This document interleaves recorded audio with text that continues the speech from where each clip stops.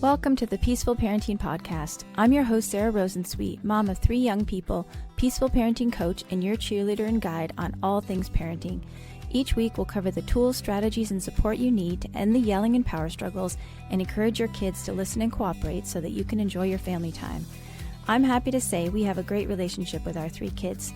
The teen years have been easy and joyful, not because we're special unicorns, but because my kids were raised with peaceful parenting. I've also helped so many parents just like you stop struggling and enjoy their kids again. I'm excited to be here with you today and bring you the insight and information you need to make your parenting journey a little more peaceful. Let's dive into this week's conversation. Hey everyone, welcome back to another episode of the Peaceful Parenting Podcast. Today, Corey and I are talking about something that I think is really common for all of you parents out there, which is feeling like you're getting the worst performance reviews in the world from your kids and how frustrating that can be. And as I mentioned, Corey's here. Hi, Corey. Hey, I'm happy to be back. Yeah, so if you don't know, Corey is a coach that works with me, peaceful parenting coach, and my person that I wouldn't be able to do this job without. So glad that you're here, Corey. And Corey's more in the trenches than I am because how old are your kids?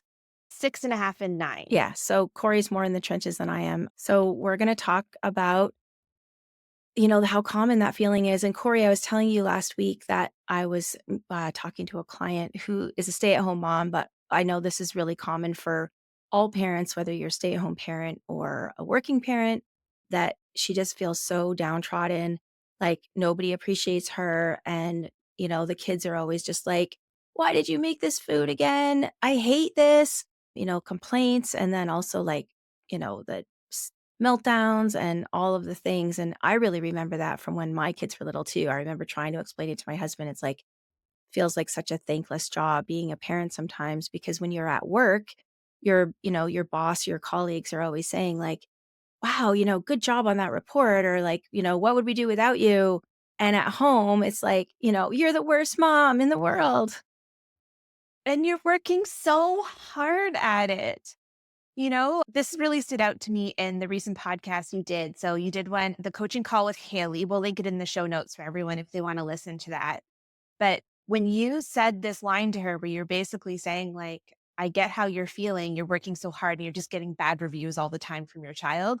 I like highlighted this and sent it to you and sent you a voice note. And I said, this is so important. This is how it feels.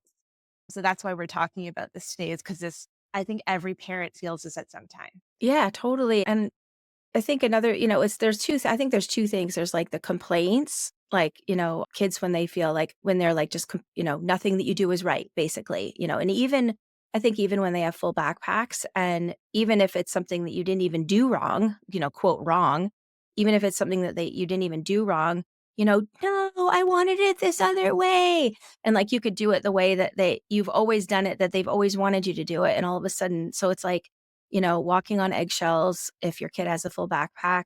So I think it's those things, but also, you can hear that your kid's been, quote, well, oh, he's such an angel at school, right? Like I remember when Asa, my middle child, who's now 20, when he was in like pre-K, he went to this Montessori school, and it was like not too long after his sister was born. So he was like, not only is it, was a challenging child, but like a challenging time. And I remember telling the teachers what an awful time we were having at home.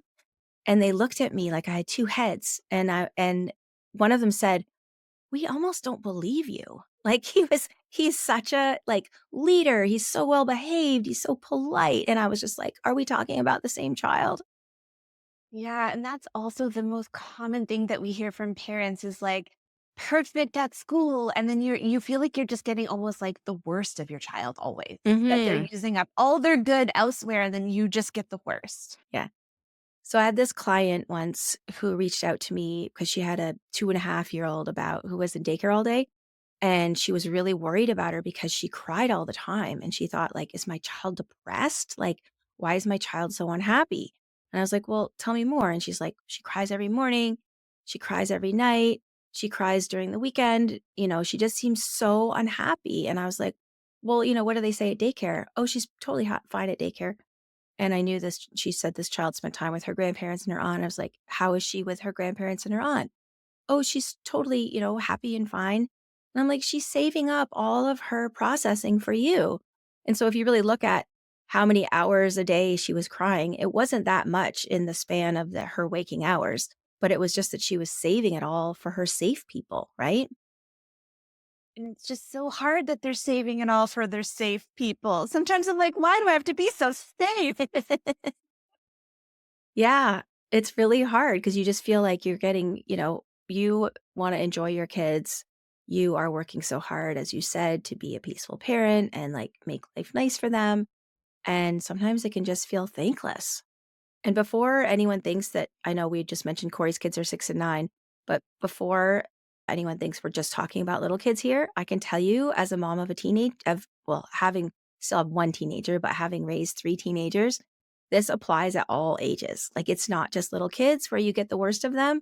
Like, when you've got teenagers too, you'll often hear like, I remember, my neighbors would come up to me and tell me, like, how, like, lovely and polite my kids were, and you hear all these, like, great reports about your kids out and about in the world, and my kids were, like, on the scale of things, not super crusty, but, like, they had their moments where, like, you're so annoying or, like, they would be, like, grumpy and, like, not wanna talk about their day or whatever, and so it's like every age, if you're your kid's safe person, you're not gonna see them at their best because they can just feel like they can let it they can kinda let it all hang out with you, and when they're out in the world, that's a much better representation of who they truly are in a lot of ways, especially I'd say as they get older. I have these particular clients who have a 12-year-old and they're always worried about her with her like quote attitude and how she is at home. And I say, okay, well, remind me again what people say about her when she's out in the world. And they're like, oh, yeah, her coaches, her horseback riding teacher, her teachers, like everyone says what a lovely girl she is. So I think we have to like hold on to that too. Absolutely. And that's especially a good age, but all ages, we have to try not to take it personally. I mentioned before also when kids are, it seems like, you cut their toast how you usually cut their toast and they're like, I didn't want it cut that way. Like just to deep dive into that a little bit more, when they feel like they're picking fights, just as a side note, often that's just because because you're their safe person, they're often looking for how they can empty their backpack, right? Like picking a fight because they have this full backpack and, having that meltdown is going to let them empty their backpack. Yes, exactly. All right, so what should we do? What do we do about it when we've got this whole, like, you know, kids picking fights, they're on their worst behavior with you, complaining about everything that you do? Well, I think the first thing is perspective. You really helped me with this is you can get kind of locked in that like all I'm getting is bad reviews and I only get them at their worst, which like you are getting a lot of that, so that's valid. And you need to look and see all of those beautiful moments that you're also getting Mhm. that comes with the fact that you're their safe person. So if you think about all the I love yous you get, I know my kids are funny with this. Like I'll just hear them yell, Mommy. And I'll be like, yes. And they'll be like, I love you. Aw, that's so You know, sweet. yeah, they'll just kind of do that.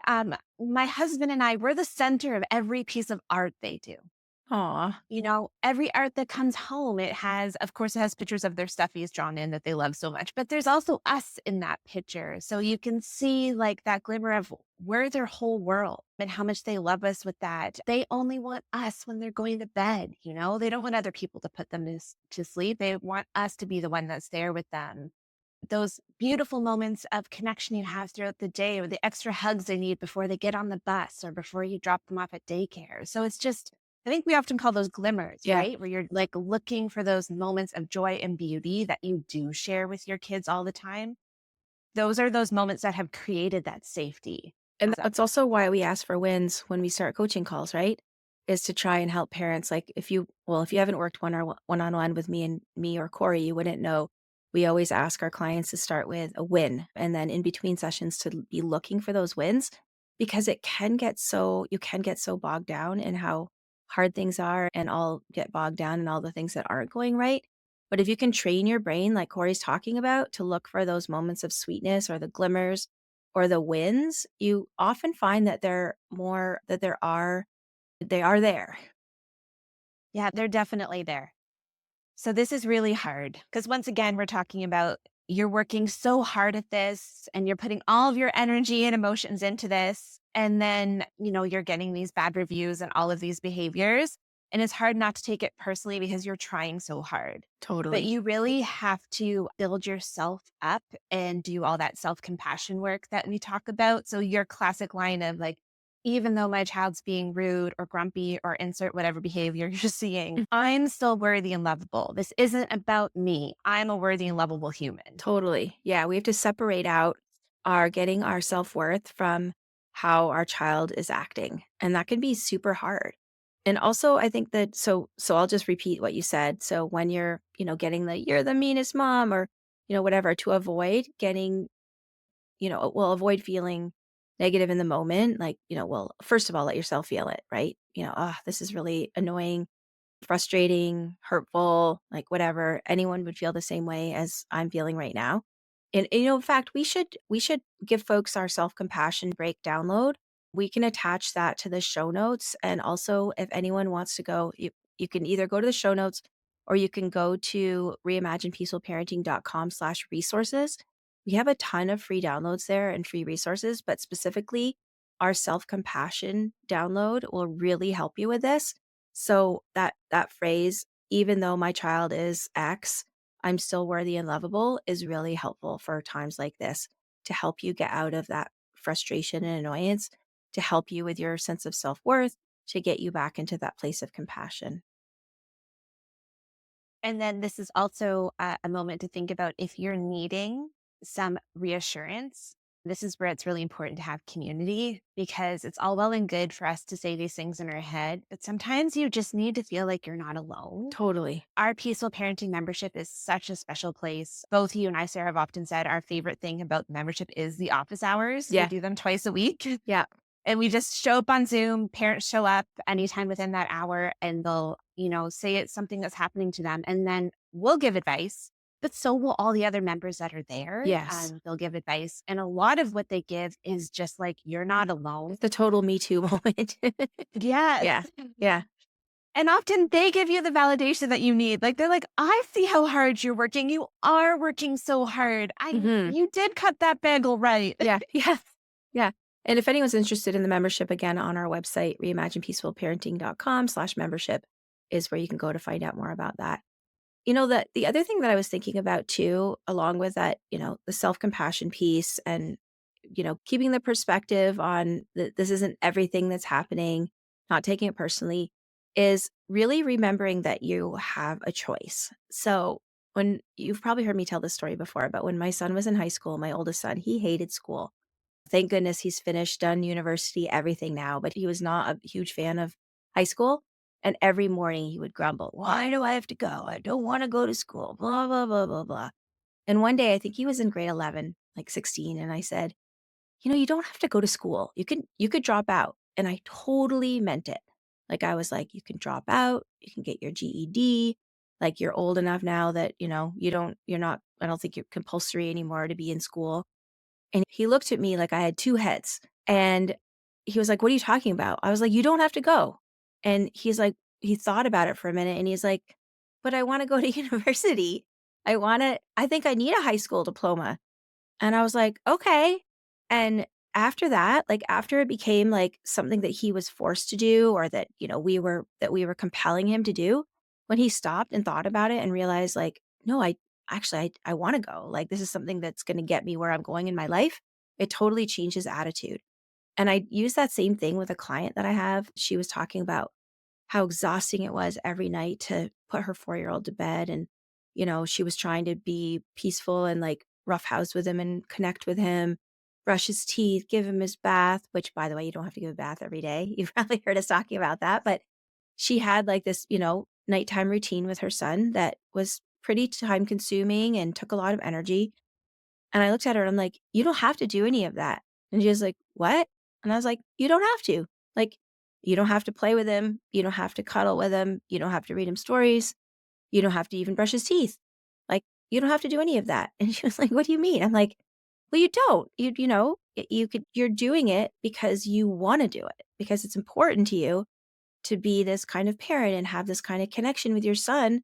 and nurture him and meet his needs. And she was like, "Oh, you're right." And it was the same thing. Like, we're doing all of these things because we're choosing to do them, not because we have to do them. I'm Yes. not recommending neglect, but I Yeah. think I think you know what I mean. Like, it's an option. Lots of people don't do all of these things. I mean, there's probably somewhere you could go that's the bare minimum, right? And that's just not these types of parents who are listening to this podcast. They're choosing to go above and beyond because of how passionate they are about this. Yeah, totally. What are some other things that you found helpful, Corey, since you're still in trenches? But you know So, what? I wish I hadn't used a warfare metaphor, but let's just say you're still in the thick of it. yes, I am still in the thick of it. I often say I'm still in the weeds, In the weeds, you yeah. know? Yes, Restaurant I'm metaphor. yes, yes. What do I okay, so this is where you taught me this idea of micro moments of connection and how important those are because you do start to feel this feeling of resentment is building up. You are carrying too much. There's a lot now that we hear about like the mental load of parenting. You're just carrying so much. And then it just feels like this endless to-do list. And so micro moments are connection are where we take the pressure off and we're not focusing on how you must do this many minutes of the rough housing or this and that. Like, let's just take some pressure off and just find those little moments. Mhm. And so those little moments get me through so many hard days where you just look at your kid and all of a sudden you just stare at them and smile at them. Mhm. And they'll just kind of Delighting in smile them. at Yeah. you. Yeah. Little moments of delight. And they're not like big fanfare things. It's just all of a sudden like a little hug here, or all of a sudden looking at them and being like, gosh, I feel so lucky that you're mine and mean it. It Mhm. doesn't work if you're just kind of, going through the motions, but just these tiny moments throughout the day that can really add up of just find a moment to delight that they're your child. I love that. I think I've been feeling when we're taping this right now in February, and it's just like there's a lot going on in the world. I've been sick. There's just like, some challenges that I'm facing. And I've just been feeling like, and I sent a newsletter about this yesterday. And if you're on our newsletter list, you got this, but about how when things are feeling hard, whether it's because you're in a season of life that's hard or whether it's because, you're getting the bad reviews from your kids that we've been talking about this whole time and you're seeing that you're getting their quote worst behavior, just focusing on connection, and one great way of getting connected is getting more laughter and trying for more, like, trying to do little fun things and really going for the laughter. What do you find specifically in that area helps you? Well, people who've been listening to this podcast know that my natural parenting thing is to get silly with my kids and to try and inject as much silliness as possible. But even this has also been a really tough month for my family. And even I have found that hard. And that's when I really know that I'm having a hard time is when that silliness. And for us, getting away from the regular schedule really helps. So my family's really lucky that we go skiing together and I have found, that going outside, it's somewhere where not conducive to having any technology with us. And this feeling I was starting to get of when we're flying down the hills together and often I'll kind of yell over to my kids, like, look at you go, or, some sort of like encouragement. And we're doing it together. Mhm. And then we sit on the chairlift and we're going up and there's trees around us and we have no distractions and we just chat. And we find ourselves laughing and joking and getting super silly on the chairlift and having jokes. And I have found that's been really successful. So if you can, inject that kind of thing into day to day. But if you're finding that hard, getting out into nature and away from everything is really helpful. It doesn't have to be something fancy like skiing, just like getting out to a hiking place, going to your park, just getting out of your regular zone where you're feeling sort of that intense feeling. Yeah, I used to do that a lot with my kids, just go to the playground, which was like 10-minute walk from my house. I felt like going to the playground, like getting out of the house, away from the dishes, away from the, patterns, whatever, like just getting out and changing the scenery was really helpful. Yeah, that's so helpful. A Mhm. change of scenery and just when in doubt, go outside. I think one thing I wanna leave parents and caregivers with for a final thought, and this is what I said to the mom I was coaching the other day, is give yourself appreciation. Like, you might not be getting appreciation from your kids for everything that you're doing, but give it to yourself. Like, like it almost sounds silly, but talk to yourself. Like, what a good mom with dinner tonight or whatever, but just give yourself appreciation. And I think that that can be really helpful too. Like you'll know like your kids will appreciate this all as they grow older and get older and grow up. They will appreciate it, I promise. Like I'm in that stage now where my kids really give me a lot of really nice positive feedback about. And so you're not going to get it yet, but you'll get it later and just give yourself that appreciation right now. Yes, I love that so much. It's funny. I started doing this a little bit lately because listeners know there's always food drama going on in my house. And the other day I made this meal and I didn't know if anyone else was going to like it, but I found myself saying aloud, Corey, you rock this meal. It is beautiful. And like I just said it to myself out loud and everyone started laughing. And we went on to eat, but I found like I should do that more often because it made me laugh and it did make me feel good. It's So I like think the we do. Snoop Dogg. Have you seen that? Remember that Snoop Dogg, Yeah. acceptance speech where he's like, "I'd like to thank myself for getting myself here and all the hard work I've done." I guess people make fun of it, but I love that. Yes, I love that, and I think it actually is maybe one of the most fun strategies we've listed Yeah, because you really can give that to yourself. yeah. Right, well, thanks, Corey. I think this is a good to just get it out there and let parents and caregivers out there know that they're not alone because this is just a thankless job.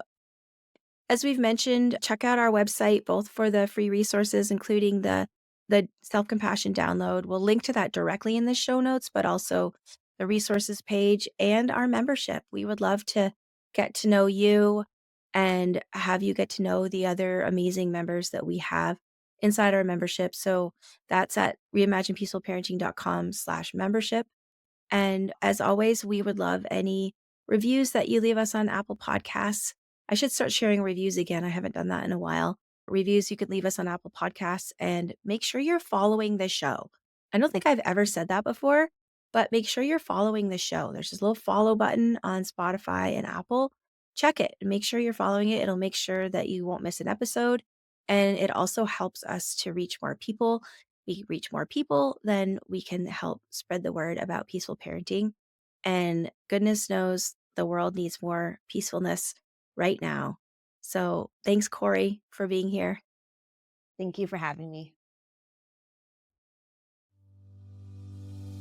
Thanks for listening to this week's episode. I hope you found this conversation insightful and exactly what you needed in this moment. Be sure to subscribe to the show on your favorite podcast platform and leave us a rating and review on Apple Podcasts. Remember that I'm rooting for you.